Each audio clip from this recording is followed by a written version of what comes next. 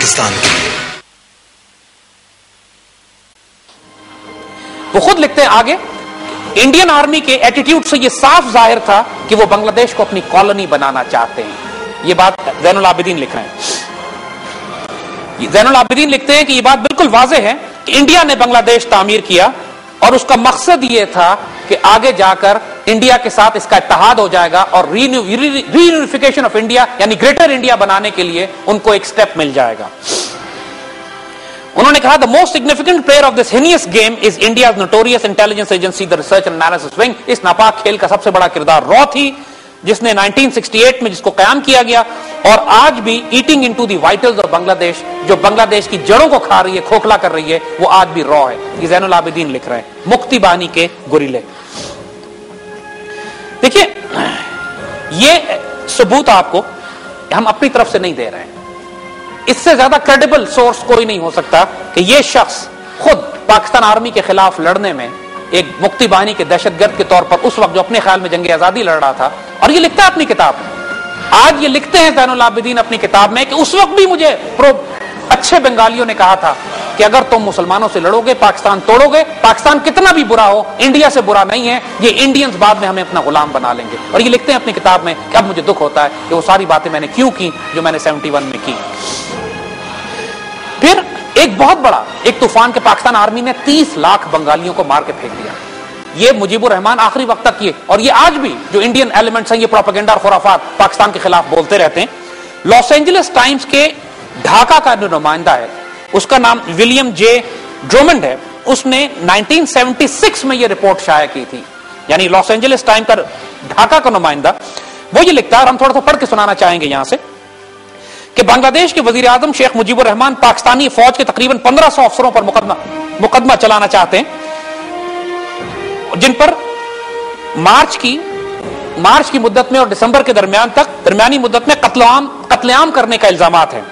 शेख मुजीब ये कहते हैं कि पाकिस्तानी फौज ने बंगालियों को तहत किया, इसकी मिसाल नाजी जुल्म के अलावा और कहीं नहीं मिलती, और 200-400 नहीं बल्कि 30 लाख बंगालियों को मौत के घाट उतारा गया। ये शेख मुजीबुर रहमान के अल्फाज, 30 लाख का फिगर याद रखिएगा। और फिर लॉस एंजलिस टाइम्स का नुमाइंदा लिखता है कि दुनिया इस प्रोपेगेंडे को बगैर तस्दीक किए कबूल करती चली जा रही है।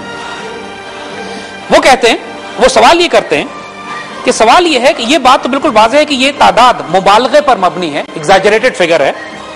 फिर वो कहते हैं कि जो नाजी फौज थी, जो नाजी जर्मनी के लोग थे, वो 5 साल में 60 लाख यहूदी भी नहीं मार सके। तो ये कैसे मुमकिन है कि पाकिस्तानी फौज चंद माह में 30 लाख बंगाली मार दे? वो फौज जो, और 30 लाख लाशें फिर किधर गई? लाशों को छुपाने के लिए कोई जगह नहीं है। पूरे खुद ये लिखता है आगे कि पूरे बांग्लादेश में जब इज्तिमाई कब्रें तलाश की गई तो उनमें चंद हजार से ज्यादा कब्रें बरामद नहीं हुई, और यह भी वाज़ेह नहीं था कि वो कब्रें मुक्ति बाहिनी वालों ने मारी थी या पाकिस्तानी फौज के हाथों मारे हुए लोग थे। और सबसे दिलचस्प बात यह है कि वो ये कहते हैं कि 1972 में बांग्लादेश कायम होने के बाद एक कमीशन बनाया गया इंस्पेक्टर जनरल पुलिस की निगरानी में, जिसके जिम्मे यह था कि पूरे ईस्ट पाकिस्तान से लोग आकर उस कमीशन के आगे शिकायतें करें कि जिनके लोगों को पाकिस्तान आर्मी ने मारा है। 30 लाख का फिगर शेख मुजीब दे रहे थे, और लॉस एंजलिस टाइम लिखता है कि उस बंगाली कमीशन के सामने सिर्फ 2000 शिकायतें पेश हुई।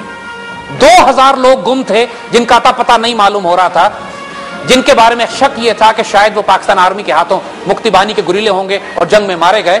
कहां 30 लाख का फिगर, और उनके लिए शिकायत करने वाले सिर्फ 2000 लोग, और ये बंगाली कमीशन है, इसको रिपोर्ट कर रहा है लॉस एंजलिस टाइम का नुमाइंदा। इसी तरह एक अमेरिकन थिंक टैंक है फेडरेशन ऑफ अमेरिकन साइंटिस्ट, जिसके अंदर अमेरिका के आला तरीन साइंसदानों ने मिलकर एक थिंक टैंक बनाया है, और उस थिंक टैंक में भी तफसील से ईस्ट पाकिस्तान में रॉ की इन्वॉल्वमेंट, मुक्ति बाहिनी की तैयारी, और किस तरह मुक्ति बाहिनी के जरिए उन्होंने गद्दारियां और बगावतें बर्पा कराकर पाकिस्तान को तोड़ा, उसके पूरे बारे में एक इंतहाई तफसीली आर्टिकल्स मौजूद हैं। फेडरेशन ऑफ अमेरिकन साइंटिस्ट की वेबसाइट पे या उनके जो आर्काइव्स हैं उसके अंदर एक बड़ा खूबसूरत जो ईस्ट पाकिस्तान का एनालिसिस, उसमें एक बात बड़ी अहम नजर आती है। वो लिखते हैं कि इट वाज रॉ that was behind the hijacking of an Indian airliner to Lahore in 1971, attributed to the Kashmiris to give up a terrorist dimension to the Kashmiri national movement।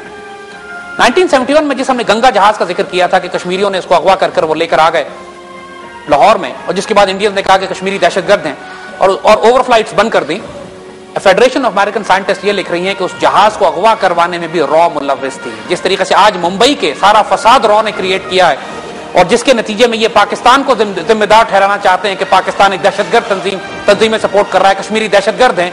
ये ड्रामा आज से नहीं है, उस वक्त से भी यही हो रहा है। जितनी दहशतगर्दी आपको इंडिया में होती हुई नजर आती है, उन सब के पीछे खुद रॉ होती है। जिस तरह समझौता एक्सप्रेस का धमाका जो हुआ, जिसको पाकिस्तान को इल्जाम लगाया गया, उसमें इंडियन मिलिट्री इंटेलिजेंस का ऑफिसर कर्नल पुरोहित इन्वॉल्व था, इंडियन हार्डलाइनर रॉ के लोग इन्वॉल्व थे। तो देखिए, ये तारीखी तौर पर ही समझने की बात है कि जितनी तारीख में दहशतगर्दी इंडिया में होती रही है, ये तमाम रॉ के एलिमेंट्स इन्वॉल्व इल्जाम पाकिस्तान पे। 71 में भी इन्होंने पाकिस्तान की ओवरफ्लाइट्स बंद करने के लिए गंगा जहाज का ड्रामा खड़ा किया। लोकल कश्मीरी मुजाहिदीन इस्तेमाल हुए होंगे, लेकिन उसको स्टेज सेट करने में, उनसे ये काम करवाने में कि जिसके नतीजे में नुकसान पाकिस्तान का हो, खुद फेडरेशन ऑफ अमेरिकन साइंटिस्ट लिख रही है कि इसमें रॉ इन्वॉल्व थी।